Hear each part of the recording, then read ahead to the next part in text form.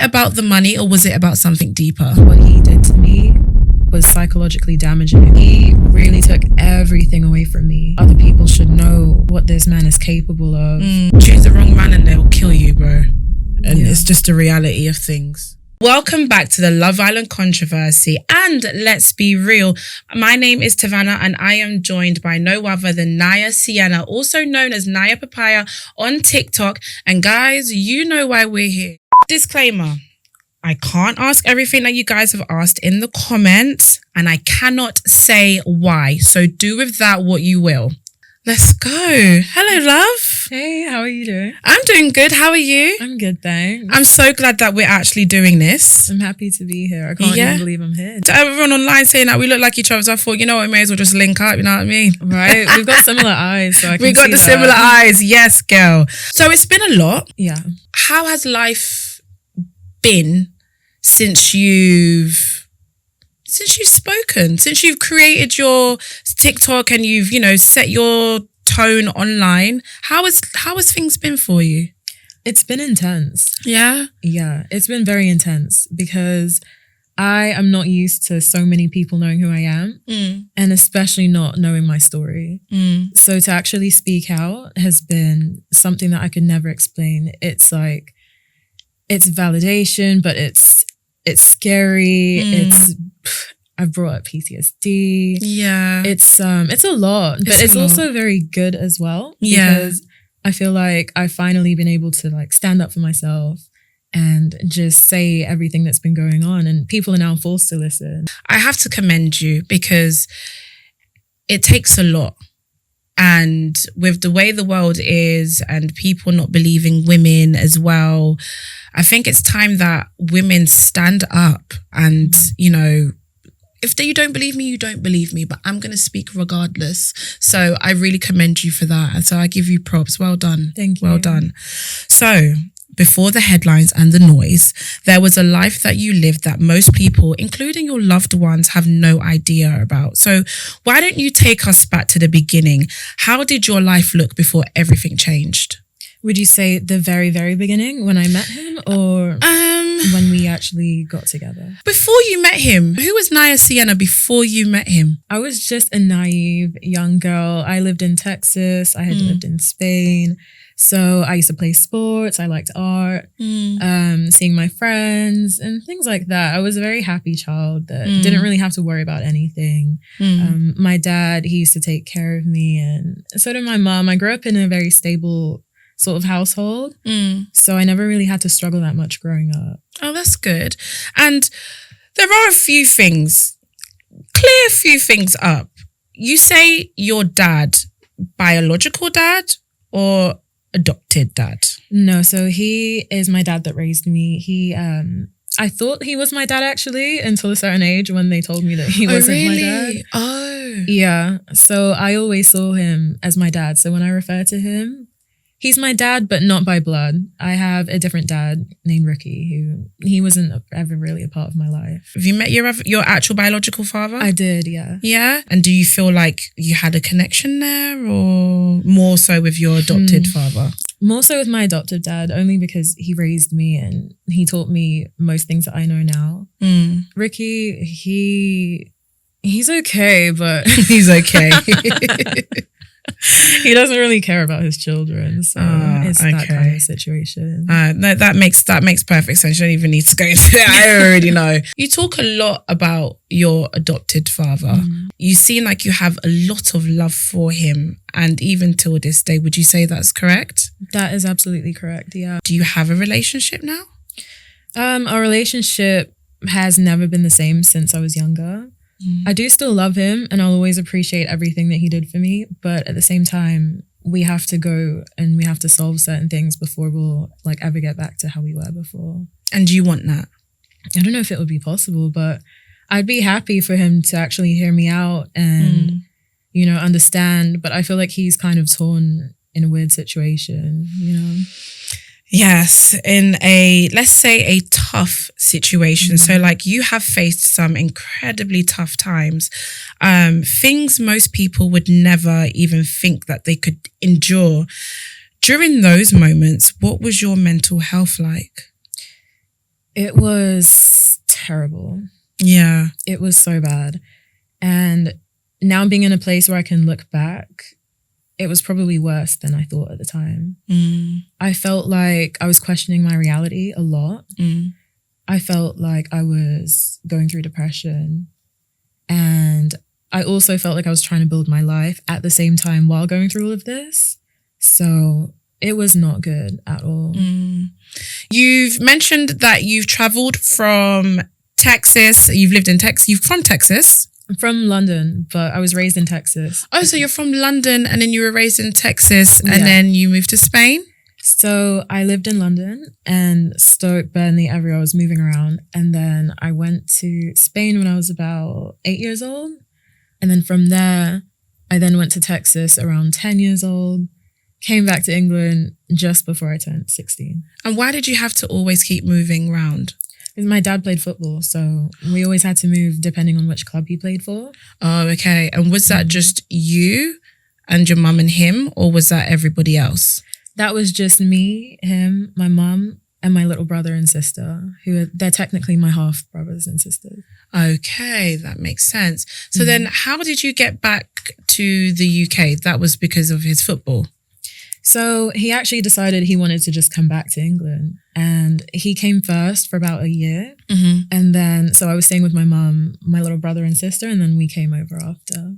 Okay. So then how did the initial meet? Was it like at a family function? Was it a just passing situation at somebody's house? Like, how did the initial meet? What was the meet cue? So I had seen him maybe once or twice. I didn't really know him that well. But the first time I'd say that we really actually got to bond was when I came back to England when I was around 15 years old. And he was nice. He didn't seem like what I know of him now. Yeah. He was just a kid that was just always cheeky. I know in London you grow up a lot quicker than you do in Texas, so he had a lot of experience on me. Yes. But yeah, he was nice. We were okay. We were like best friends. We got on very well. Was there a clear... Because I have a stepsister, and even though we're stepsisters, that's my sister. Do you know what I mean? Was that foundation created between you both? It was not. And I think the reason why was because we were not raised together. So we didn't even know each other really. Okay. So we could have maybe gone in that direction, but it would have had to start right there and then. And there was nothing previously built. So it was definitely not like that. It was more like a friendship, but it was weird because I knew that we weren't friends, but I also knew that we weren't related at all. My parents' marriage at the time was not so great either. Okay, so you can tell with vibes, right? In the beginning when you meet someone. Did you get the vibe from that person that it could be a little bit more than just a friendship? Or did you initiate the vibe? At first, I just felt like we were friends.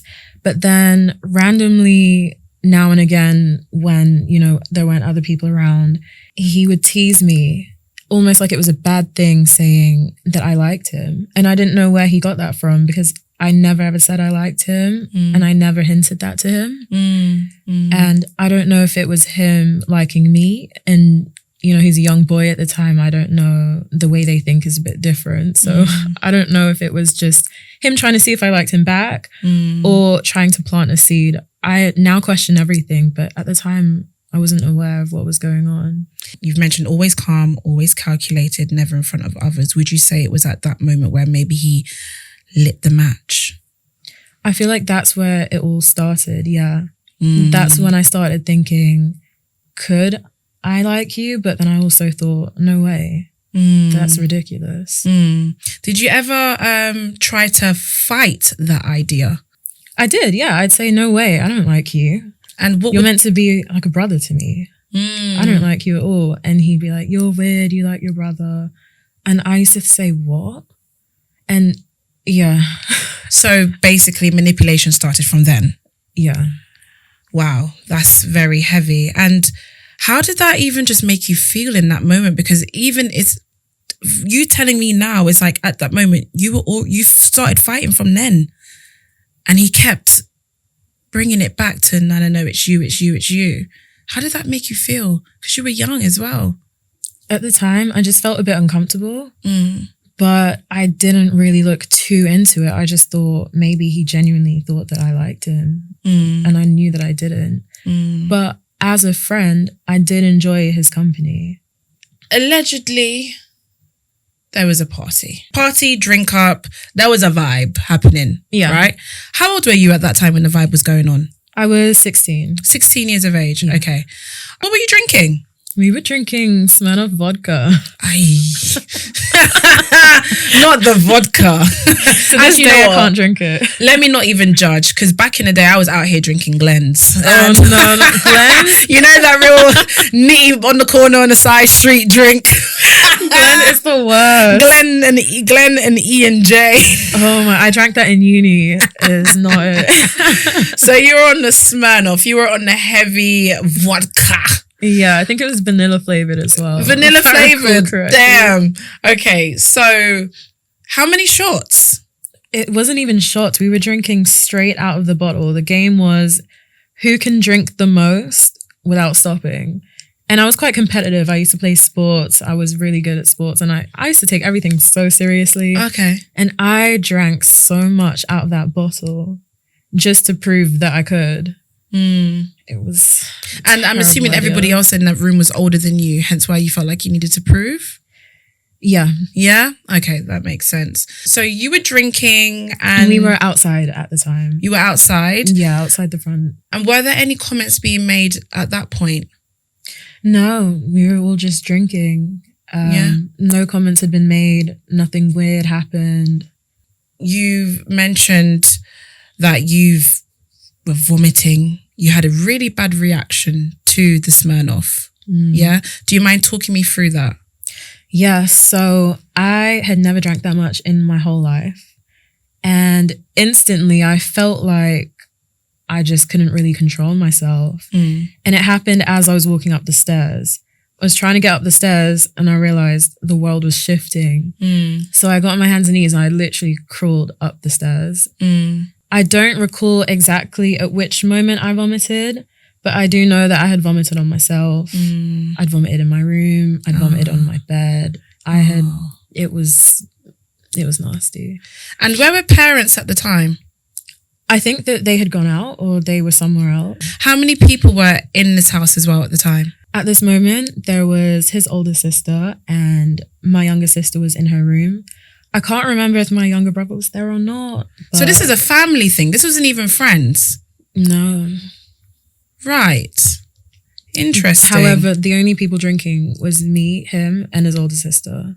Right. And do you remember how old the older sister was at the time? I'm sure she was of enough age to buy alcohol. Yeah. But I'm not sure exactly how old she was. Okay. Because that's a little bit... She should have kind of, maybe not allowed any Smirnoff with her younger siblings, but that's just my opinion. You were drunk, you were walking up the stairs, you wouldn't be able to remember anything really at that point because everything was going on around you. I'm guessing you were probably really hot because of the alcohol, and obviously your body is trying to get back to normal, and your body will literally vomit until the cows come home, really and truly. And would you say that that's what was going on with your body? It was just a lot of alcohol. My body, I felt like it was fighting me. I felt my cheeks were swollen. When you're just, you're sweating. It was bad. I had fallen a couple of times. I had a bruise on my arm and different things. I was fighting my body. For some reason though, when I drink alcohol, I can remember certain things. Okay. No matter how drunk I am. But there are bits and pieces that I kind of start to forget. You went to the bathroom. You woke up in the bath? Yeah, so I just remember crawling up the stairs, somehow getting to my room. I remember vomit, and then I remember being in a bathtub and I'm being showered with the water. I couldn't really feel my body that well. So you would say that you didn't have any control of your body? I could move a bit. I could walk around, I could crawl and things, I ended up then being able to walk, but I'm stumbling. I'm always dropping over. Yeah. I would say that that's you not having control. I would say the alcohol was taking control at this point, if I'm going to be honest. In that situation, you're out of the shower, you're out of the bath now. You recall being back on your bed. Yeah. Would you mind talking me through that moment? So I felt like the world was spinning. I was trying to sleep. I couldn't sleep. I remember actually getting up, stumbling into my little sister's room and just crying and apologizing, saying, I'm so sorry that you're seeing me like this. Someone else guided me back into my room. Yeah. Then I tried to sleep again. I couldn't. I can't remember. I think I might have vomited again. Oh, and so he was through it. Yeah. It was bad. And then he came in to check on me. Right. So he wasn't the one that guided you back into your bedroom? No. Okay. That was someone else. Okay. Then he came to check on me. I do remember giving consent. You do remember giving consent? Yeah. Okay. And then I lost my virginity that night. You lost your virginity that night to him. Now, sometimes in these kind of situations that a lot of women have faced and been in, it's a tale as old as time, unfortunately. And women sometimes, they say things, I guess, publicly to feel safer than kind of telling the full truth, especially when there's like pressure, fear, shame. Looking back at those moments that you framed a certain way and now we're here, do you feel like you understand that moment that you went through differently? I definitely look at it differently now. Yeah. At the time, I didn't really know much about life or relationships. So I didn't realize really how deep it was to lose my virginity in that way. As an adult, I can look back and think, that is not how I should have lost it. Now as an adult, because obviously we always talk about our inner child and, you know, nurturing that part of us. How did you feel in that moment? I do recall you saying, claiming that you felt dirty. At that time, I did feel dirty because I lost my virginity. I felt like I was quite young compared to the people in Texas that when they lose it, they're much older. They're normally in college. So I felt strange about that. I also felt strange about the person that took it. I felt like it shouldn't have been him. But at the same time, I was feeling new feelings that I hadn't felt before, that many women probably understand when they lose their virginity. It is a completely different feeling that you have. You feel like you're a bit grown now as well. You feel like you lost a bit of that innocence. I lost my innocence completely that night. Yeah. Sorry that you had to experience that. It's okay. And thank you so much for even just being comfortable enough to speak. After that ordeal happened, did you feel like you wanted to tell anybody? I wanted to tell my dad and I wanted to tell my friends. But after that had happened, we ended up getting into a secret relationship that lasted about a year. And why did it have to be secret? He told me that I can't tell anybody. And at the time I listened and I didn't say anything. I also had a lot of fear in telling my dad. And the more time that went on, the scarier it was. He kept asking me certain questions as well. Like he'd tell me I look like I'm moving different. And my heart used to be out of my chest because I thought, does he know? Can I tell him? Is he going to find out? Is that going to be even worse? It was really difficult. What about your mum? I also wanted to tell my mum, but I knew if I spoke to my mum, she would tell my dad. So it was like, I couldn't tell really anyone. What I'm hearing is that you kind of took the blame because you were obviously afraid to tell people because you was afraid that you was going to get in trouble, but it wasn't you. It wasn't your fault. And I need you to know that. Okay? Yeah. Thanks for that. It's okay. Because obviously in that moment, it does seem like you're so young and you took on everything instantly when you weren't even the one orchestrating it. Do you know what I mean? I felt like while we were in the relationship, the feelings were mutual at that point. Okay. So that's why I felt like part of it was my fault too. When it came to this whole secret relationship, talk me through that. What is a secret relationship for those that don't know? Because everyone that goes on Love Island, what's exclusivity? It's either your boyfriend or you're not. Your boyfriend, girlfriend or you're not. What is secret relationship? What does that look like? What does that feel like? At the time, it meant that we were boyfriend and girlfriend, but we weren't allowed to tell anybody. It wasn't allowed to be on social media. I couldn't tell my friends. I couldn't tell my parents, my family. That was basically how it worked. So we would go and eat, do all the normal things, but we just weren't allowed to say anything. Did you feel, because obviously us as women, when we've got a new guy and we really like them, we want to tell our people, we want to share it. Did you not feel like you were kind of trapped in a box, not being able to speak? I did. I wanted to share it. And I knew that I would be judged for it, but I definitely didn't want it to be a secret. It felt like I was sneaky, and I don't like that feeling. There were girls that would message him at times, send him nudes or DM him, and I would be so angry at the time. I'm saying, you can't really speak to them. And he'd say, oh, it's not their fault. They don't know that I'm in a relationship. And I really just wanted to end that. I wanted everyone to know. What do you reckon would happen between you and him if you did say something? I feel like we would have had to probably break up. Okay. We didn't know how my dad would take it. So that was a bit difficult. We didn't know if he would separate us or if he'd be angry at us, or we didn't really know. So that's why also we didn't want to say anything. Okay, so your fear at that moment was just used to separating. It was the fear of my dad. As time has gone on between you both, it did come across that it became very intense, would you say? It did. Things started to become very intense for you. You had to obviously face homelessness. How did we get there? If you could talk us through that journey. The first time I ever got kicked out, that was before anyone knew about us. And I was actually on my way to see him and I missed the cut-off time to get back home. However, when I was permanently homeless, because I ended up going back home after that, it started when our relationship was found out by my younger sister. She saw us kiss once and she was really upset about that. And I knew for a fact that she was going to tell my dad, and I really did not want it to come from anyone other than myself.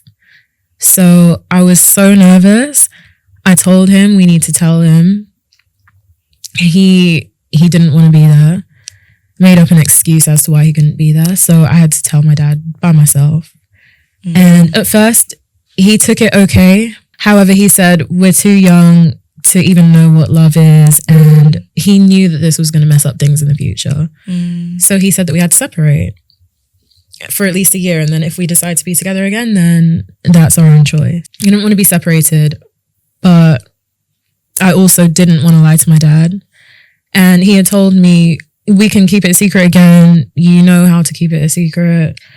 And it almost felt like if I didn't stay with him, that I didn't love him. It was, I felt very pressured. We went out to eat and unfortunately people found out. Then I got kicked out again. Where did you stay? That first night I stayed with my godmother and then I was told that I can't stay there anymore. So the next morning... Why? Because that's your godmother. Do they not know what godmother means? Clearly not. Why did she kick you out? It did seem like family turned their back on you. Do you have any inclination as to why that may be? Oh, I don't want to name specific names, but someone had reached out to her saying that I shouldn't be staying there. So unfortunately, I had to leave the next day. And did you try to fight your case? I did. But she just told me, normally in these situations, it's a lesson when you're kicked out. They really just want you to struggle and then go home. I was just thinking, I know I'm not going to be able to go back home. Yeah. And even if I could go home, I knew what that meant for me. Yeah. So I knew I couldn't go back home. So I had to find somewhere else. My grandmother's friend, she's so sweet. She's this old lady with pink streak of hair in her hair. Yeah. But she's one of those people that I don't even think she answers the phone or anything. Yeah. So I didn't know if she'd be home. So I was so nervous. I ended up walking all the way there. It was raining. It was dark. I didn't know she'd be home. I was 16. Okay. Yeah. That's where I saw the homeless man on the way. Luckily, she was home. I knew which house she was and which door number she had. So luckily, she was home and she let me in. And she said, "Listen, it doesn't matter what anyone says to me. You're staying with me." Amen. Thank God. And how long did you stay with her for? A couple of months, maybe like 1 or 2 months. Unfortunately, something happened within her family, so she left the apartment to me. Oh, did which she? was nice. Yeah. Oh, that's so nice. I know. I like it when people show small kindness of acts of God. Like, that's nice. Same. So she left it to you. Yeah. And when you were going through that, did that person ever try and come to the house to see you? Was the relationship still on? I think maybe once. Yeah. And the relationship was still on. I then ended up getting back home again because I was convinced to come back home and that everything would be fine. Who convinced you? Both my parents did. Okay. Yeah. So I thought, okay, I could go home, but I was a bit skeptical because I thought, what if I get kicked out again and then I have to start over from scratch? And which did happen. I got kicked out again. But then this time I went to the council and I got a temporary accommodation. Good girl. Yeah. Good girl. I thought I can do this myself now because I already had to do it twice. You know? Yeah. So you've been kicked out. You've had to get temporary accommodation. You've also stayed with your grandmother's friend. Did he ever face any backlash? Because it seems like you had the brunt of it all. Do you know if he faced anything like that from his family? I think if he did, I wasn't present. The only thing I do remember is when I had told my dad about us and he was unhappy that he wasn't also there. He thought that was very cowardly. Other than that, I don't really know. Did you ever get to see them around each other? Was the energy ever different between them? I ended up not seeing my dad for a very long time. We stopped speaking for about a year, maybe a bit longer. So I never really saw them together after that because I wasn't around him. And did you ever try to speak with your mum so your mum could speak with him? I also was a little bit upset with my mum just for other reasons. So I didn't also really talk to my mum that much, but we did stay in contact here and there. And there were times where I was so hungry and I had no money and I didn't have anything. And there were, I think once or twice, my mum came and she brought me food and rice, little things like that. So once or twice. And how many times were you hungry? A lot of times, yeah. Sorry, I had to look at the camera because that's just... Because I have my opinions and I just don't feel like at the end of the day, you're their child. You need to be fed. You're 16, you're not 18, right? And they've put you in that predicament. So they should have held you up regardless, straight. I'm going to say it with my chest. So do you know if your parents ever had a discussion with each other regarding the situation between you and that person?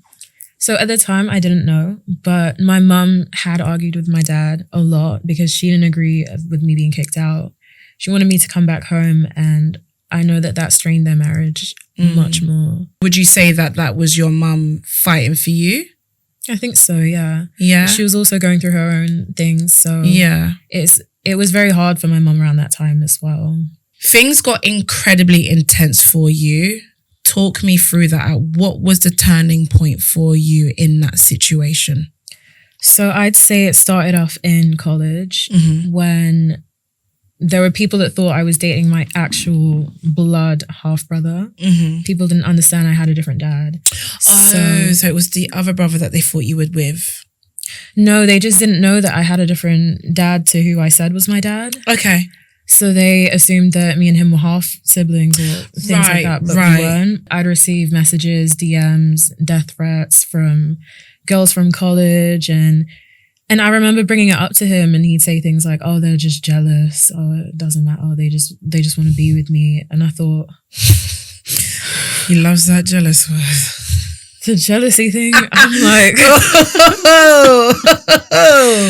this is a bit more serious, but okay. Yeah. My friend at the time was spreading false rumors saying that she doesn't know, like, if we are not related or not. Yeah. So she'd say things like, "Yeah, that's her half brother," and it just spread and it just kept getting worse and worse. I stopped eating. I stopped going to school. I stayed in my temporary accommodation. I'd only go to work or I'd speak to him. And it didn't help that at the time he was saying things like, your dad doesn't love you. He doesn't care about you. He'd never treat his biological children the way that he treats you. He said he'd never treat my siblings the way that he treated me. No one else would be kicked out, just me. That was very difficult because I felt like he raised me and he was the only dad I ever knew. And the facts showed that it didn't seem like he cared about me. So you believed that? I believed him. I did. That is where the isolation basically begins. Because they do like try and steer you away from family, from friends, and it's everybody else and it's not them and X, Y, and Z, instead of just really taking a big look at the severity of the situation. So I that's a lot for a 16-year-old to go through. And you believe that. Was there any moments where you're like, no, my dad does love me? Or did you try and tell your brain like, no, he does? Or yeah, definitely. I thought he must love me because why would he take me in and do all the things he did for me? I'd say back, no, he does. He's just angry. He'd say, no, trust me, he does not love you. And it was sad, but I thought, you know what? I need to keep going now because I need to build my life. I need to do other things. There were certain friends as well that just stopped talking to me because they thought I was dating my actual brother, which is disgusting. I'd never do that. There were also friends that did stay by my side, but he would say things like, oh, I could get with that friend if she wanted me to be with her, I could be with her. And I'd say, no. But then it put seeds in my brain thinking maybe certain friends were not real friends. And I stopped speaking to a lot of people. Really? So you started to believe the words that were coming out of his mouth, which then took you to a place of isolation. Yeah. And becoming his. Yeah. And solely his. What is it like to become solely his?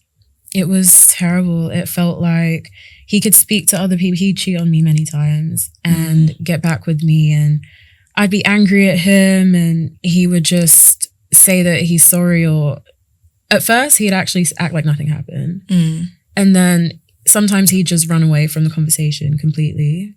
I remember there was a time when he locked himself in the car. Run away from the situation? Yeah, or literally deflect? Deflect and then actually run. Literally like 10 literally toes? 10 toes out the door. That looks very familiar. Yes. So he'd run away, 10 toes, here on a here track star. And he would deflect the conversation. Okay. Yeah, he'd say there's no way I would do that. These girls, they're just jealous, or you're listening to these girls instead of me. I'm like, no, I'm not being crazy, but I genuinely felt like what I was saying made sense, but he'd make it not make sense. He'd go away, come back, and he'd have a plan. He would say certain things like he'd rehearsed it. Oh, so wait, say that again. He would go away. How long would he go away for?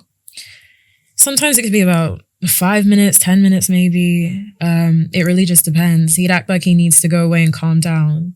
Okay. But then he'd come back and say things. So, for example, there was a time I was angry at him because I found a shoe underneath the bed that wasn't mine. Hair in the bathroom that wasn't mine. Yeah.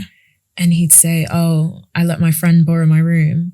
And I'm like, why? There's a spare room downstairs. Yeah. This doesn't make any sense. Yeah. He'd go away, come back.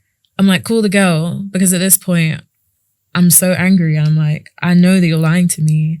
He'd call the girl and be like, hey, why are you lying to my girlfriend, saying this, that, the other? She'd be so confused on the phone, but he'd just be shouting at her, talking to her in any kind of way. It was really bad. And then I thought, well, he can't be this confident and lying. So then I'd believe it. I thought, am I going crazy? Because what? So was it at that moment where everything just kind of started to spiral for you? This was kind of in the middle of things spiraling. Right. There were other instances where I was locked in the bathroom because, so he didn't like if I ever spoke to any other guy. There were times where we'd break up and I thought, okay, I'm going to just start my life over. I'm going to speak to somebody else. I'm going to try and change everything. And he would often come back. He'd be angry at me and he'd call me a hoe or whore. He'd say that I'm dirty because I got with another guy. Because he was the first and only person I'd ever been with. So to be with somebody else, it really triggered him. And he started to really be very possessive of me. He'd try and go through my phone all the time. I remember like locking myself in the bathroom and he kicked a hole through the door. He'd pull the fire alarm to get me out the house whenever I wouldn't want to come outside. Wow. Yeah. Wow. That's a lot. And then assuming that in that moment you have no control. You feel like you have no control of yourself. You don't really have control to make the right decisions, would you say? I had no control. I felt like there was no one there for me and he knew that. So I felt like it didn't matter how long he'd wait outside that house. Eventually I was going to come out. I had no choice because it was just me there. I didn't have a dad that could protect me or anyone. So I felt like eventually I do have to face him again and I do have to talk to him, and he'd then be so sweet and just be like, you know what, it's fine. It's us against the world. Let's be back together. Like I'm the only person that will ever love you and no one else will love you like I do. And we've been through so many things. And we'd end up getting back together again, over and over and over again. It was a cycle of breaking up, being back together. And I felt so worthless. I didn't actually feel like I could be with anybody else. He was all I ever knew. And it was just so difficult at that time. How many years was you going through that? This was officially 3 years. Right. Then 1 year of when I actually finally broke up with him for good. And he kept showing up at places he shouldn't, like my mum's house, for example. Just finding me in random places, trying to tell me, oh, come, let's talk, let's go eat. And I'm like, no, I'm studying now at that point. I felt like he was trying to always derail me and bring me back into it. 4 years in total. And there was a moment that you have claimed, or you've made allegations that there was a moment in the car where you were having an argument and he was swerving the car. So he was driving, he took my phone. He was trying to go through my phone because I had messaged another guy at the time when we had broken up, but then got back together again.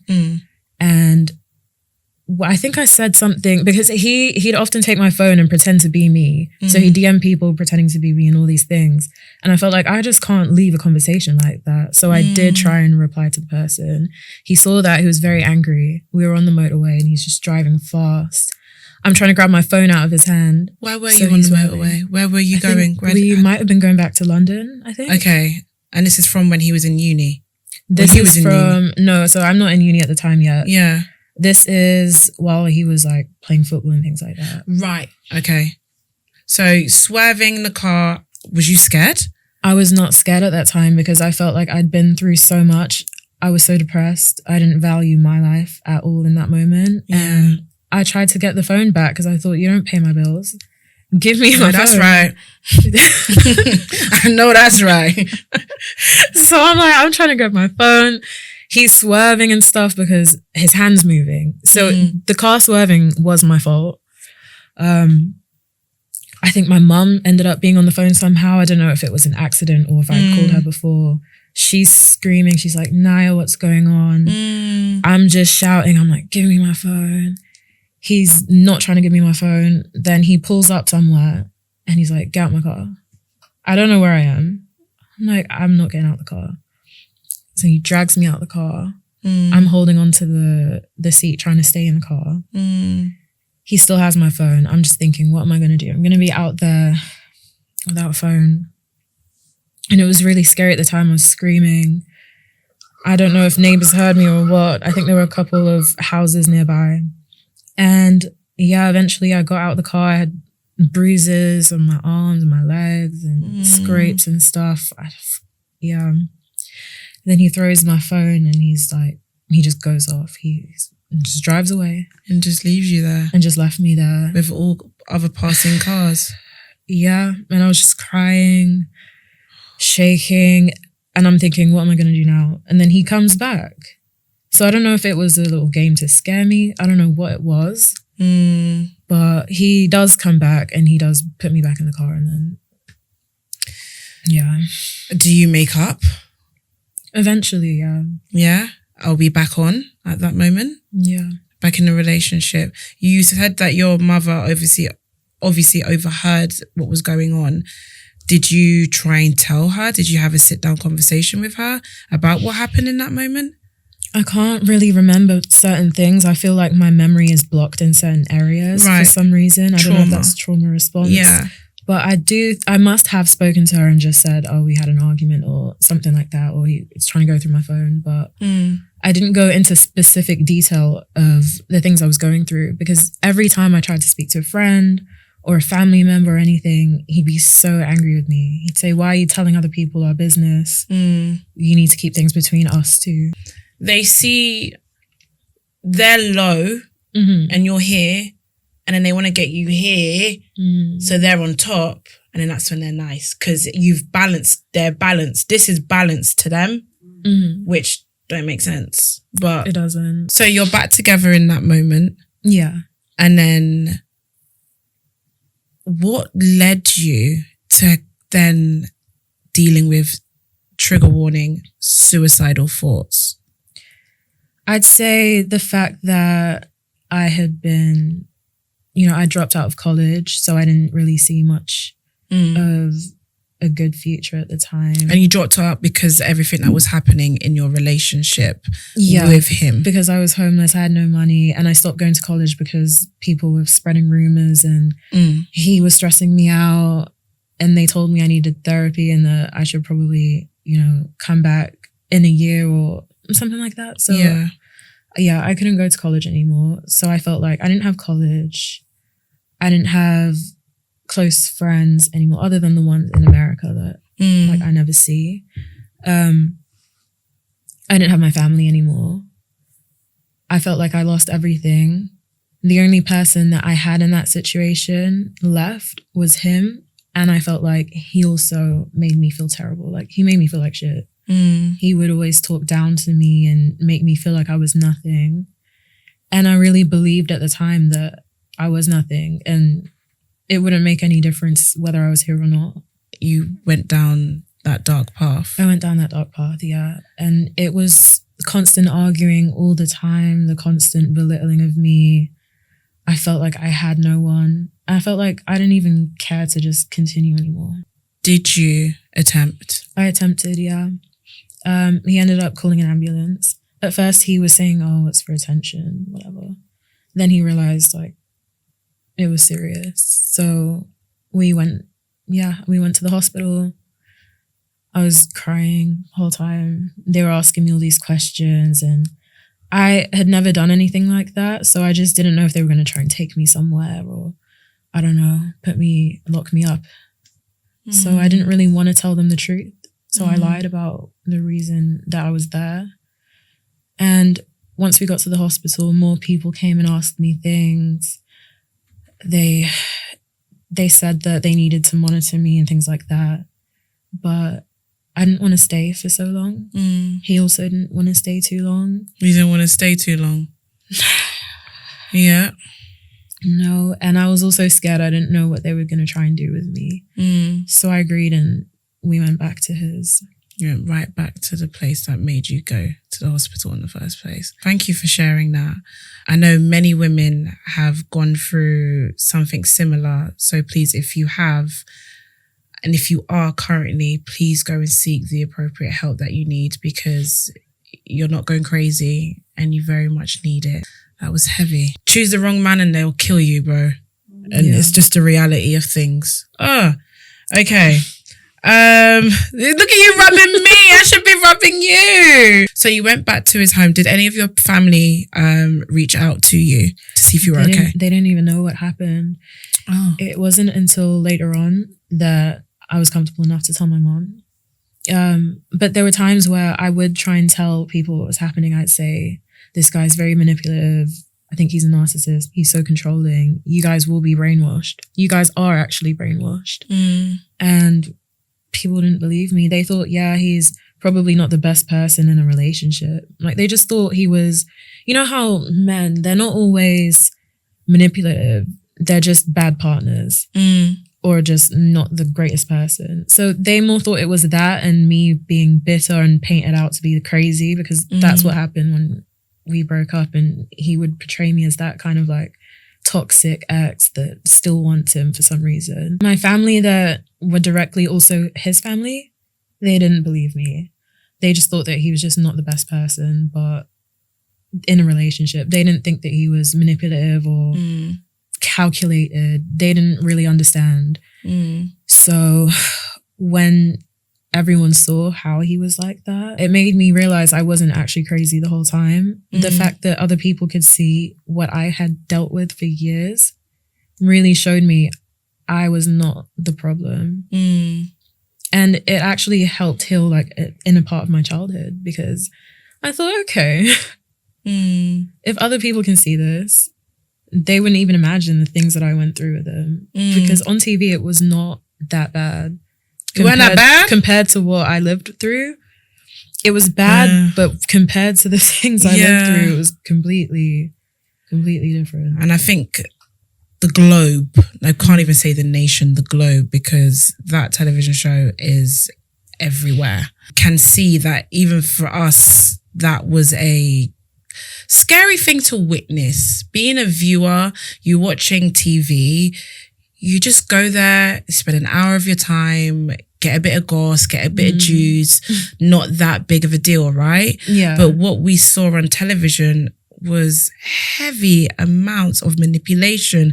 And sometimes people can say, let's blame the edit. I do not sign to that foolishness. It could be 10 minutes. You could have had a whole hour conversation, only see 10 minutes. Those words were still your words. They were, yeah. That intention was still your intention. That tone was still that tone. So you can't blame the edit. I don't business. Yeah. So I guess in that moment you felt very vindicated as well when you saw what was going on. I did, but to be honest with you, I wouldn't say I was completely shocked, but I was more disappointed, because originally I did want him to do well on the show. I wanted to see that he had changed and learned from his mistakes when he was younger. I thought, now you're a grown man, so let's see. So when I saw that he was still manipulative, he still does the same glare thing that he used to do to me. Dissociation. Even the way he'd speak to some of them, I thought, wow, I remember when you'd try and talk to me like that. When we're all tuned in at 9 p.m. to kick our feet up and watch our favourite show, how did it feel for you to watch that person do the things that you have experienced? Originally, I wanted him to do well and show that he's a completely different person. Then when I saw that he's still manipulative, still speaks to women the way that he does, even the glares, the way he'd glare at some people, I felt like it reminded me of when he'd look at me that way. And I could say maybe some of it brought up PTSD. Of course, yes. And I felt triggered seeing it. Yeah. I felt triggered, but it was something that I still couldn't look away from. I don't know how to explain it. It's like, it was weird seeing someone that I knew in real life. And I just felt like possibly what happened to me is going to happen to the women on there. And did you feel like something inside of you was just like screaming out like, look, this is what I went through. Look, family, listen, I was never chatting rubbish. Is that how you felt? Yeah, but then I'd also see that they defend him. So some of them were a bit concerned. Yeah, I will say that. But they were more concerned about his choice in the demographic of women. I never really saw anything all to about do the with things that are not important. Yeah. Not the attitude, not the words being used, not the puppeteering. No, we're going to just blame the women. And I feel like that is something that women as a whole go through, where when it comes to men, we don't focus on the man and their issues. No, we just focus on the woman because clearly it's the woman's fault. Right. Yeah, it's them that's doing all the badness. But no, we're going to blame her. That's some bullshit. And I don't fuck with, I don't fuck with it. I digress. Continue. Yeah, that annoyed me because I thought, you're now seeing it on TV, you're seeing this in 4K and you're still blaming other people and you're still not clearly seeing what's right in front of you. But I thought, you know what? They're also his family, so they're going to back him. At the end of the day, they didn't have the experience I went through. So I felt like, whatever. At this point, if they can't see it on TV, they're never going to see it. They're never going to see it. There was a moment when we all saw as a nation where the behavior wasn't being called out.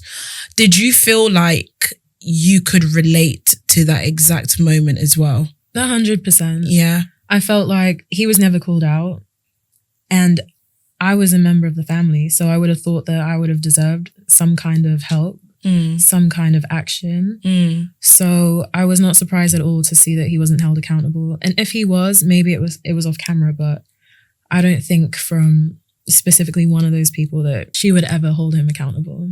Mothers and their sons.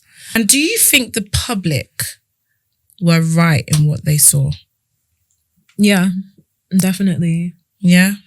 They made the right judgment?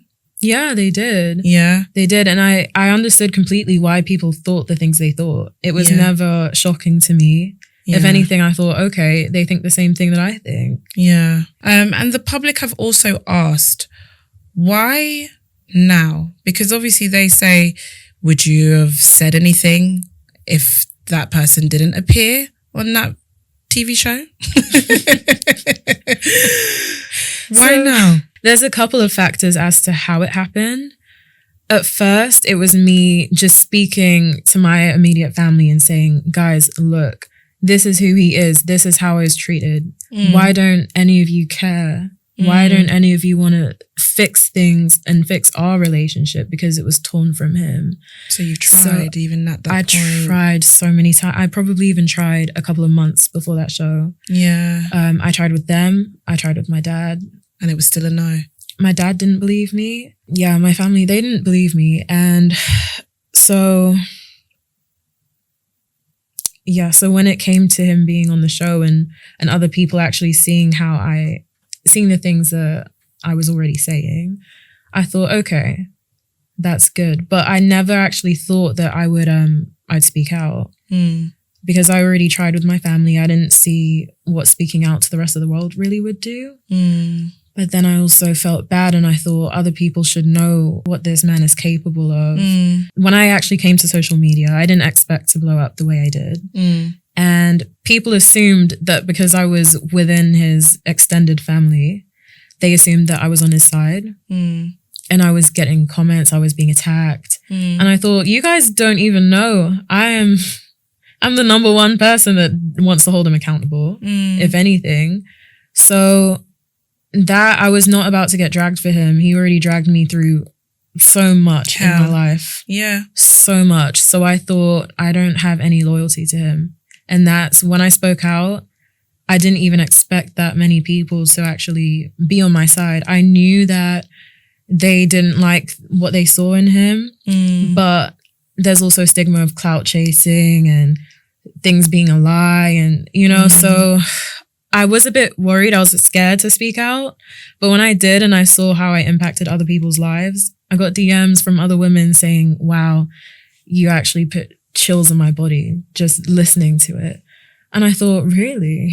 I felt very happy that I could at least be the voice for some of the other people that no one listens to. And I didn't really assume that there were other people going through what I went through on that scale. But there's actually a lot of issues that go on in other people's families. So many. It's dark. Very dark. When you were watching everything play out, especially when you're seeing all the same patterns, did you feel like you needed to reach out to the production company to let them know that, like, right, you've casted the wrong guy. You've put someone that is capable of doing so much and putting you through hell to basically suicide, of ending your life.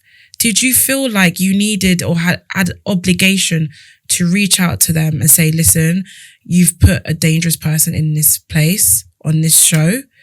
You're putting other women in danger. Did you feel like you needed to reach out? Did you reach out? I didn't, because in the beginning, I thought it's been 5 years since our relationship. So I thought we were young. We made mistakes at the time. Maybe he's a better person now. and has learned from his mistakes. Then when I saw he was still manipulative, I thought, oh, this isn't good. But at the same time, I thought they're not completely isolated like how I was. So I felt like he couldn't really do certain things that he did with me, with her inside there, because they're all living together. So I didn't think I should reach out. Maybe I should have. But at the time, I didn't think that it would ever get to the point of our relationship, because I felt like she had support and they're on camera the whole time. It still didn't stop.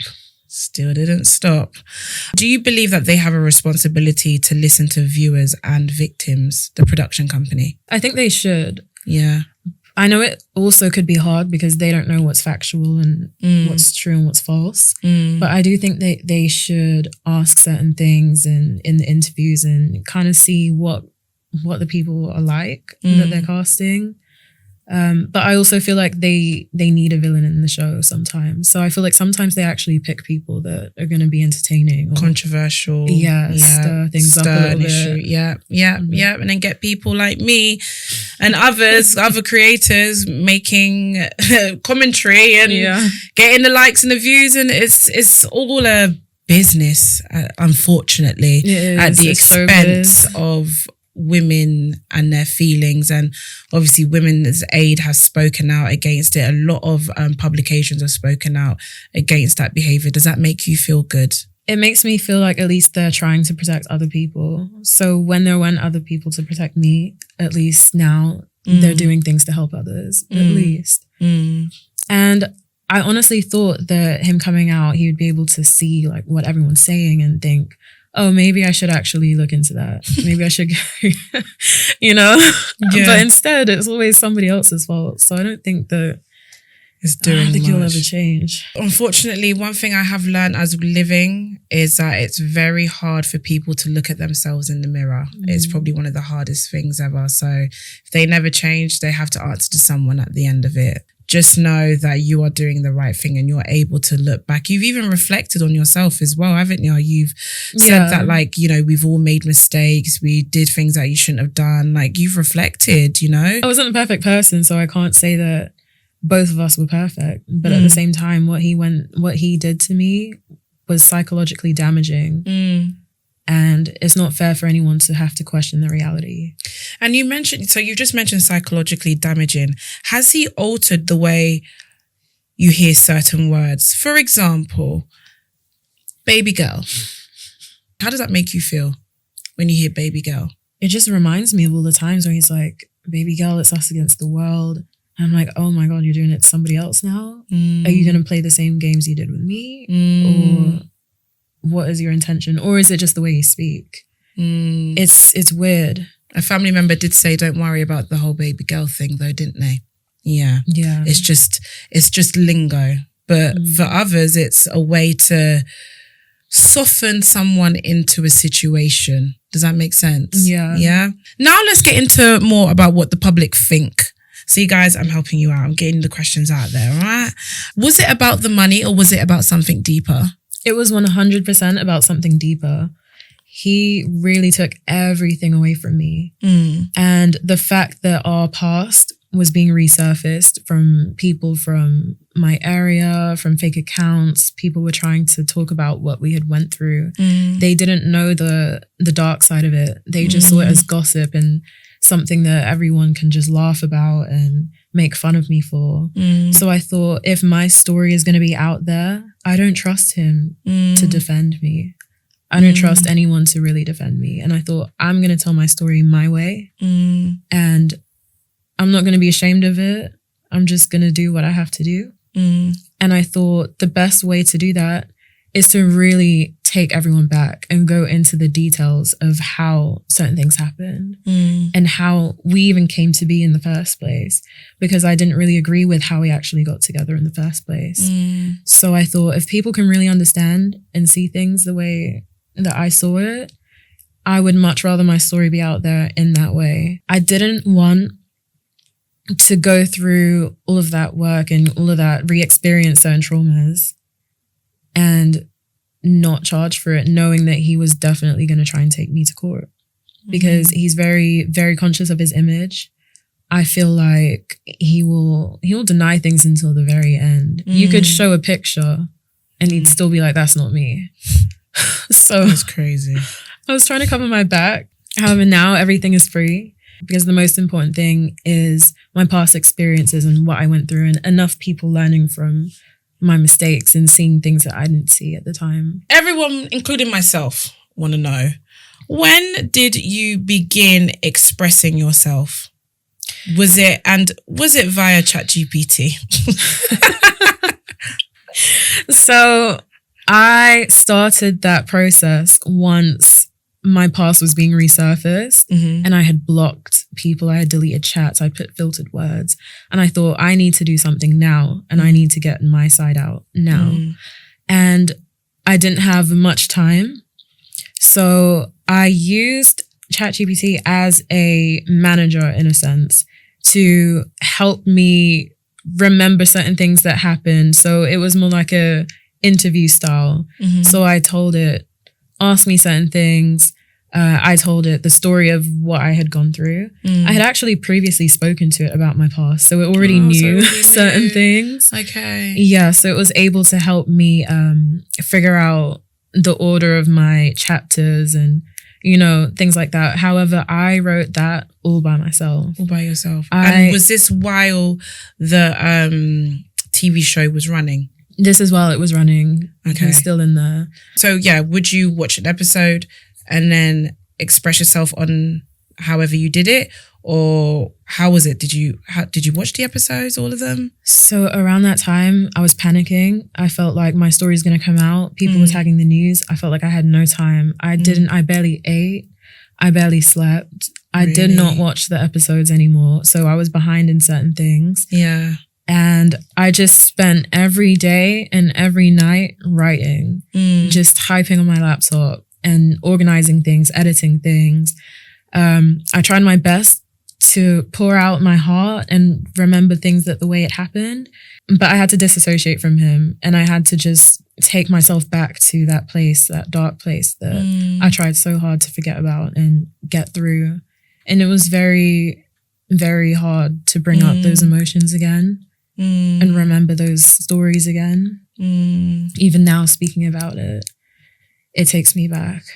So you've expressed yourself and you've come out to let us know what you've had to go through. Have you had any other women speak to you, come forward to relate to you in any way? I did speak to his ex. Okay. And she expressed that she went through similar things. Not the exact same thing that I went through, but she had a different experience that wasn't very good at all.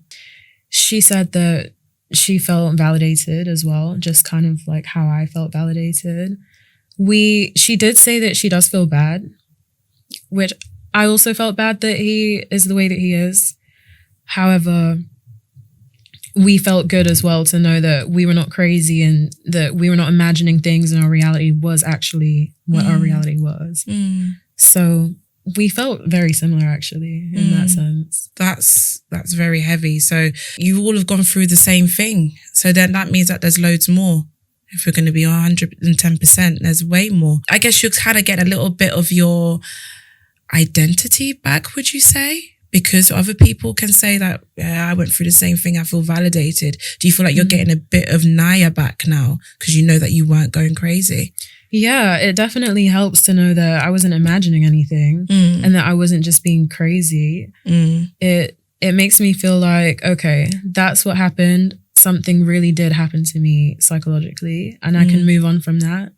I can maybe get therapy to help me with certain things, and I can just move on in my life and just live my life for me. Yes.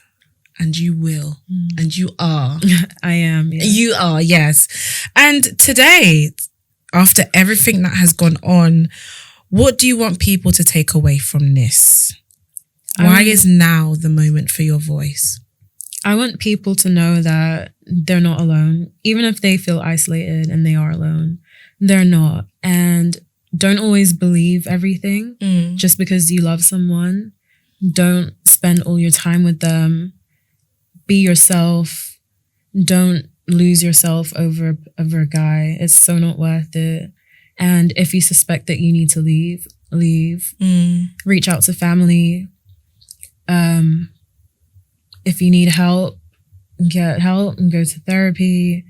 Reach out to the agencies that are there for women, and just take one step at a time. Don't just stay down. You need to rise, you need to stand up, and you need to like take control of your own life. Some of these guys really don't care about you, and they will literally take everything. They will take your last breath if they could, and they don't love you. Sometimes they just like the control. If you could go back and change one thing, what would that thing be?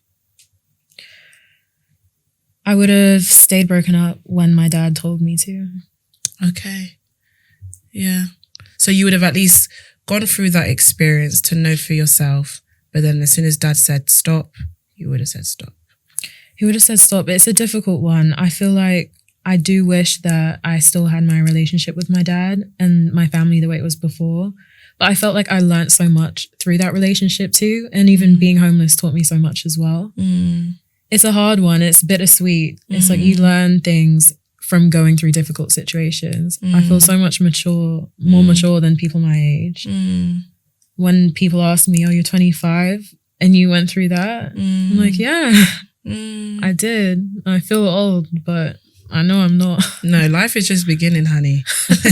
Life gets lit from here on out. Let me tell you. Thank you so much for coming on here and expressing yourself, telling your side of the story, and being so just respectful of your own experience and obviously other women that are probably going through the exact same thing. Is there anything that you want to add before we conclude? I wanted to say thank you for bringing me here. Of course. Thank you for giving me the chance to actually speak my truth and let people see another side of me, because I'm not always a social media person. Yeah. And sometimes you can see a short video and assume that you know what someone is like when really you don't. Yeah. So let everybody know that you ain't no bitter ex, please.